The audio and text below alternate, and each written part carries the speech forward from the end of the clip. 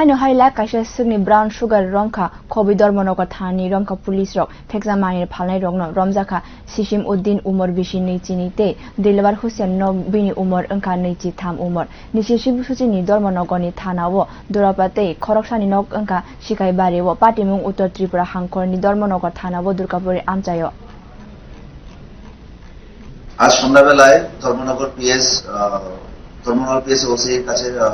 private information ছিল যে শামীম উদ্দিন খুবই well known to be drug peddler এবং ড্রাগ বিজনেস করে ধর্মনগর এলে ও বাড়িতে এসছে এবং